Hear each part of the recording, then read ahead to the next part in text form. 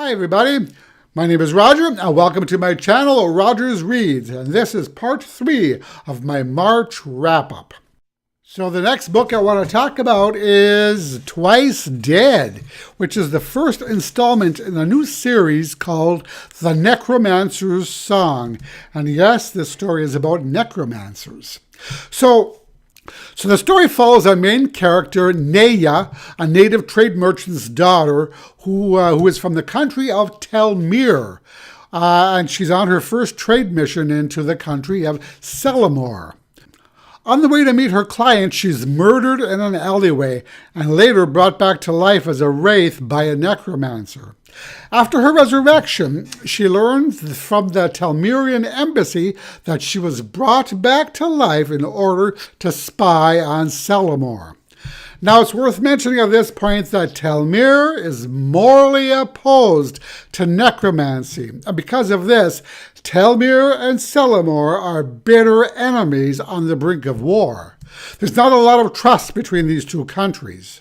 So Naya is coerced into spying for her country, but as she quickly learns, things are not as they seem, and not all of those whom she deemed as trustworthy can be trusted. So this is pretty much a fast-paced, action-filled novel with fantastic world building. I love the intrigue, the politics, the spying, the backstabbing, and it all turned out to be quite an enjoyable journey. Now, the magic system in the story was refreshing as well. The necromancy here is presented it's not the type of magic system that you often see in stories. So when someone is resurrected, they are bound to their former body by runes engraved on their bones. And the resurrection process also involves something called singing the soul back to the body, which is a complicated and rather lengthy procedure.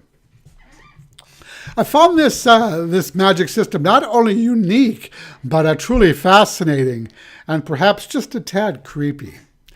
Now, the novel that I read was an advanced reader copy in ARC in exchange for an honest review, and the novel is expected to be released on August 18th, 2018.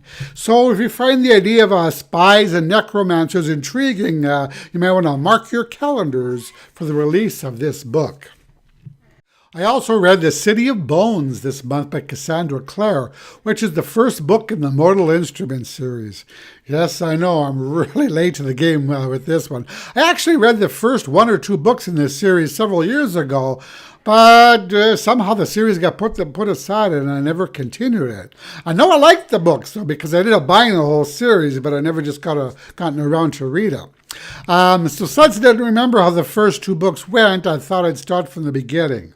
I've actually also been watching the Shadowhunters show on Hulu, which is inspired by the series. Now, regarding the show, the first season was an absolute train wreck, in my opinion. The acting was terrible. But I did decide, it's kind of like a car accident, you know. You can't bear to look, but then you can't stop looking. But the second season was much better. The acting is vastly improved, and I've just started the 3rd season of it, and so far so good, so I'm enjoying it.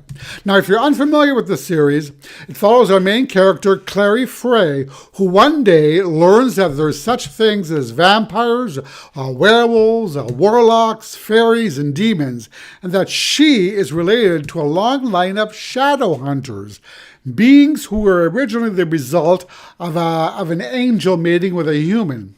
So all of the shadow hunters, including Clare, have angel blood running through their veins. So anyway, these shadow hunters protect us poor mundanes as humans from the downworld. The creatures that I mentioned above, vampires, werewolves, warlocks, etc., are referred to as downworlders. And they hunt any downworlders who kill humans. So I really enjoyed the first book in this series, and I'm looking forward to continuing with book 2 in April. So another book that I read this month was Vampire Academy by Richelle Mead, another book that I'm kind of late to the program with. I've been wanting to read this for a while. I've always been a vampire fan, and I was on a vampire kick there for many years. So I finally took the plunge, and I actually got this book from the library. So the story is told from the point of view of Rose, who is charged with protecting Lisa, a Mori princess. So Mori are under constant threat from undead vampires called Strigoi, who gain extra powers if they feed from the Mori.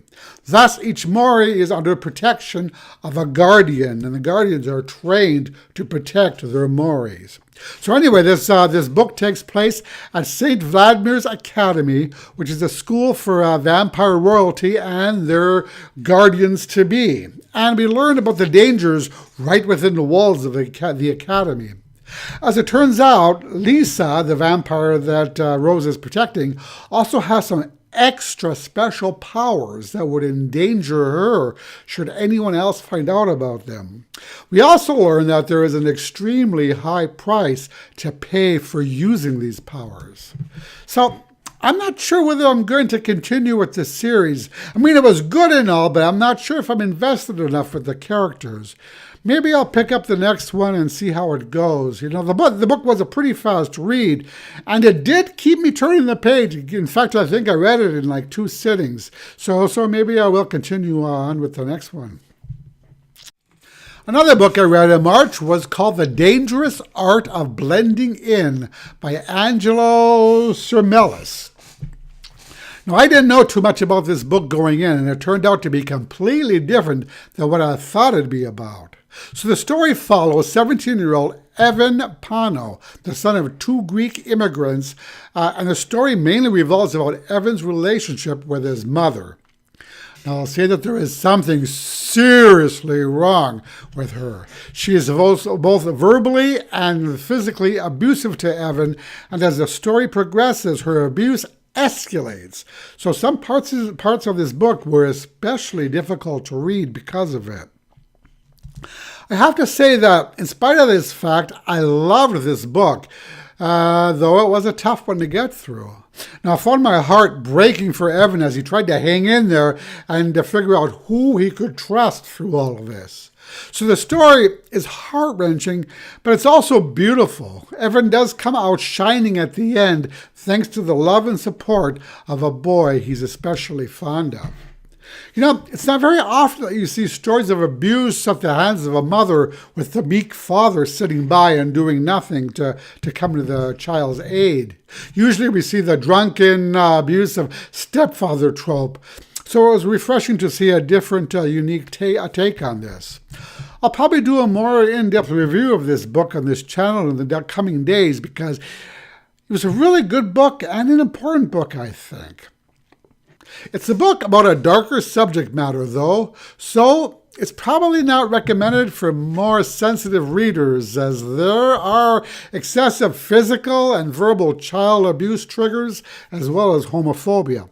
But the ending was very well done and hopeful, and I would give this book 5 stars. So the last book I read was The Bear and the Nightingale by Katherine Arden. I actually listened to this one on Audible. Now this was a magical novel based on Russian folklore and includes household spirits, barn and stable spirits, forest sprites, and powerful gods. So let me read you the blurb. Vasilisa spends the winter nights huddled around the embers of a fire with her beloved siblings, listening to fairy tales. Above all, she loves the chilling story of Frost, the blue-eyed winter demon who appears in the frigid night to claim unwary souls. Wise Russians fear him, her nurse says, and honor the spirits of house and yard and forest to protect their homes from evil.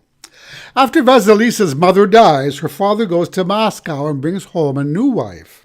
Fiercely devout, city-bred, Vasilisa's new stepmother forbids her family from honoring the household spirits. The family acquiesces, but Vasilisa is frightened, sensing that more hinges upon the rituals than anyone knows. And indeed, crops begin to fail, evil creatures of the forest creep nearer, and misfortune stalks the village. All the while, Vasilisa's stepmother grows even harsher in her determination to groom her rebellious stepdaughter for either marriage or confinement in a convent. As danger circles, Vasilisa must defy even the people she loves and call on dangerous gifts she has long concealed. This in order to protect her family from a threat that seems to have stepped from her nurse's most frightening nightmares. Now, this is an excellent story, and I have to admit that I almost DNF'd it, as it did take a while to get into it. So if you do decide to pick it up, give it a chance. Don't give up right away, because it might take you a while. It did me anyway. But I am so glad that I stuck it out, because this story was fantastic. So if you like myths, folklores, and tales of the old gods, then you might want to add this book to your TBR list. And that's it for the March wrap-up. Thank you so much for watching, and I will talk to you next time. Bye-bye.